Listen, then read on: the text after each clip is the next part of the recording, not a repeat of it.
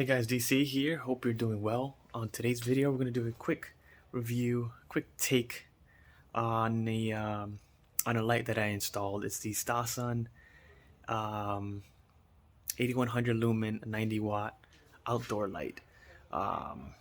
We had ugly chain lamp hanging outside the door that's been there for a long time. Super ugly, glass around it was all busted up, bugs and stuff everywhere. So I ended up taking that down. I was looking for something that was bright, different, just crisp, clean, white light.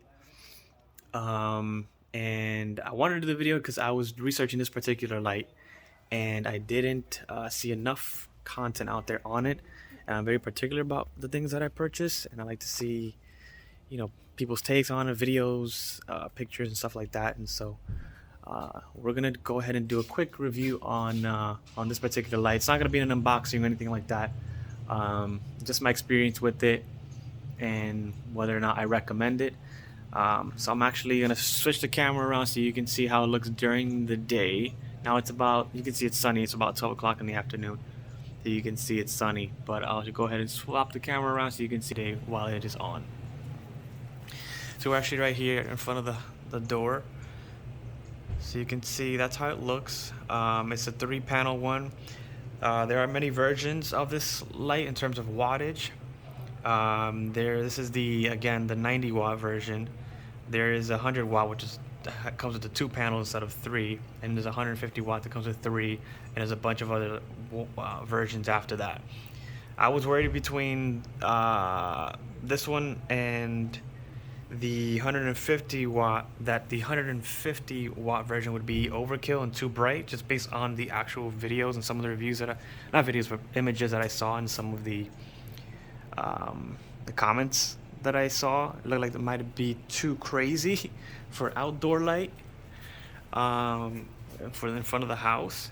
And I'm glad I chose this one. I find that this one was really good for the front of a house. Anything more than this would have been absolute overkill, and it would have been probably annoying to neighbors, and it would have just caused too much attention, and just it would have been overly done. So this is I installed this about 2 days ago. You can see the ladder still there, and the other lamp was actually hanging all the way up there, and it was hanging down up until where the lamp is on the wall, the Stasun lamp. So I went ahead and I had to remove that chain and that old lamp and install some trim, run that cable all the way along the wall and down the center of the glass, so you can barely see it's even there, which is nice because that frame is actually on the inside, the one that's on top of the glass.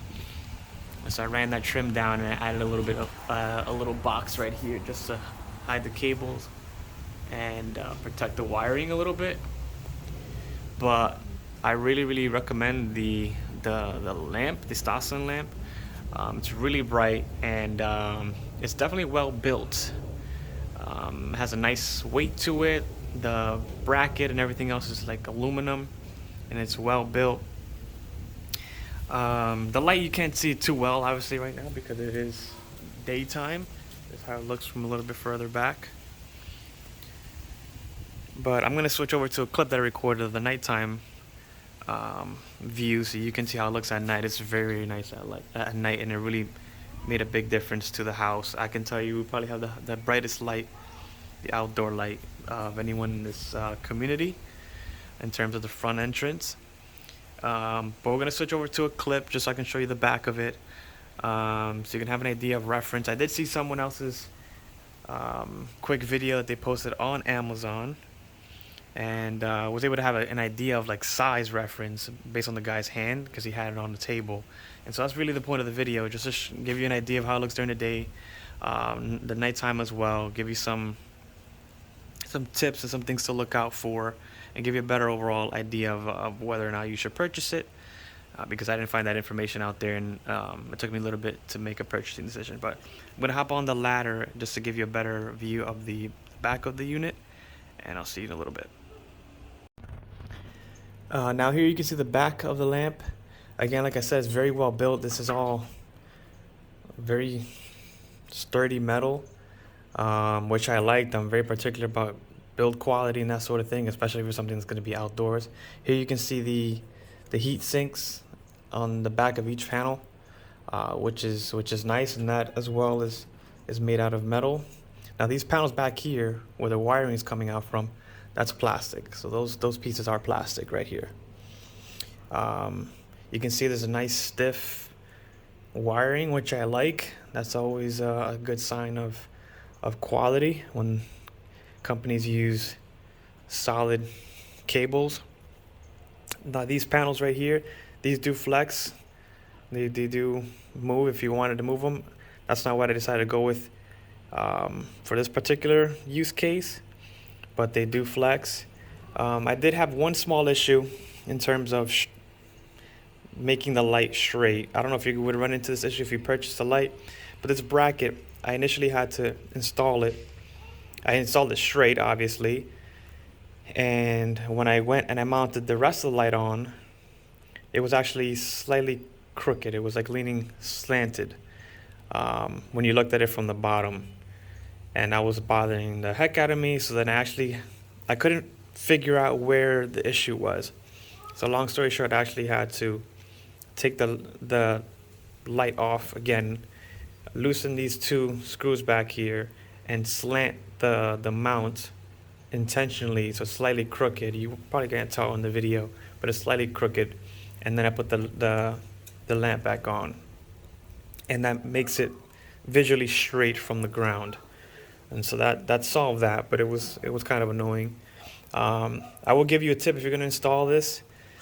I thought that installing everything on the ground first and putting all the bolts together would save me time, so I wouldn't have to hold this up in the air when I'm on a ladder.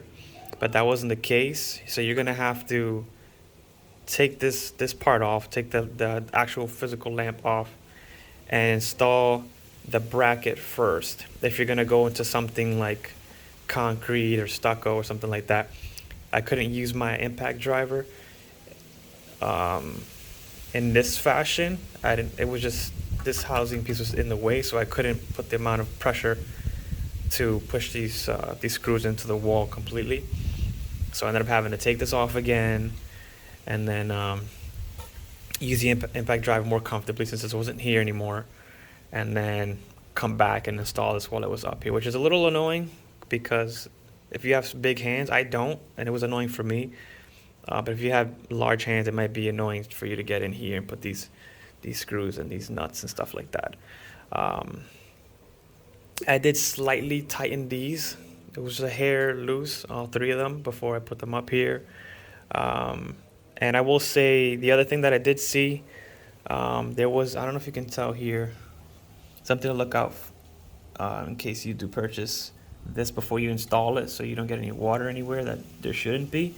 There's a little crack right here that came with the unit. I ended up putting like a little bit of glue over it to seal that. That's something to look out for in the case you do purchase it, so you don't get water in there. But this cable, there's 3 cables. It comes with the ground, a neutral, and a hot.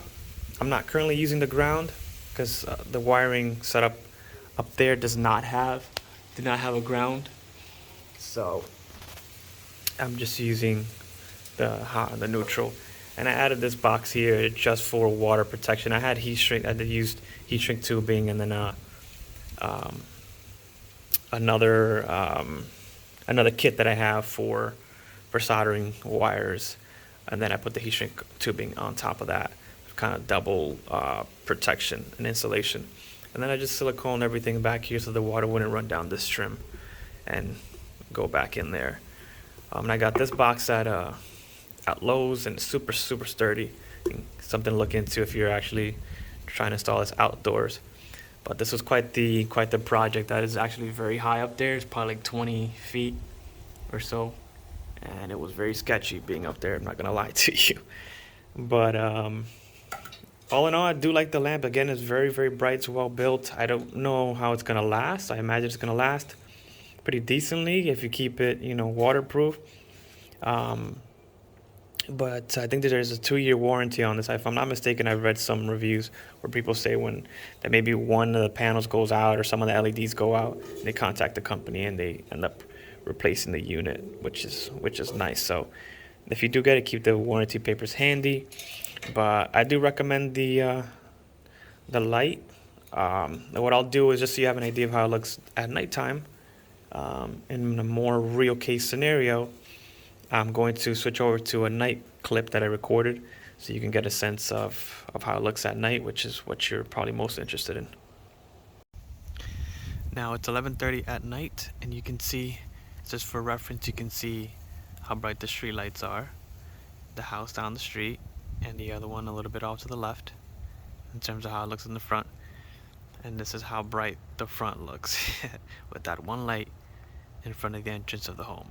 So clearly you can see how bright and crisp and white that light is, and it looks really, really good. I can guarantee you that is the brightest light of any of the entrances in this home, of any homes in this entire community right now.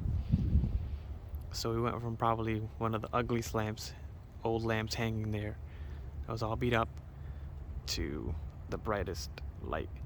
So right now you can see I'm on the street, a good, I don't know, 60 feet away. So we'll walk up to the front so you can see how it looks from the street. It's obviously going to attract some attention too, so as people drive by, they'll be able to look. And I'm sure I have a neighbor driving right behind me right now, and I'm sure he's probably like, how the heck is that light so bright? These guys just passed by. So you can see how bright it is from the front. So that's how it looks at night. It actually installed that cable trim that went all the way up above the light and all the way up to the ceiling, which is very, very high. So we're actually gonna go ahead and walk up now so you can see how it looks a little closer.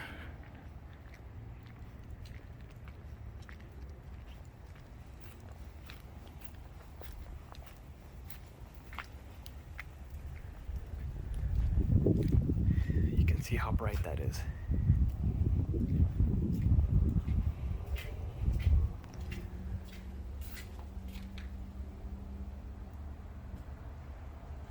You can see the ladder still there. I just installed that today.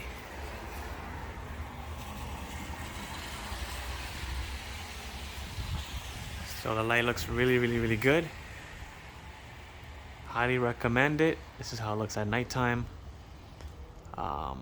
For the front of a house, if you're considering it for that, I would recommend this one. This is again the 8100 Lumen 90-watt version. If you go a little bigger than that to the 150 watt would be absolute overkill for the front of a house. You can see how lit up that is. It's lighting up over there, the mailbox, and the front of this grass right here, and it cuts off here just because of this big pillar, but that's fine because I also installed two other lights in front of the garage that are not on at this moment, just so you can see what it looks like just with this one lamp. So highly recommend it for the front of a house if you're going to use it for that, or the back or the sides of a house. And anything bigger than that would be overkill in terms of lumens, unless you're lighting up a very big field or parking lot, or use it for some commercial purposes. So it is 11:30 at night, and you can see how it looks with the light on outside, but from inside the house it looks like it's daytime.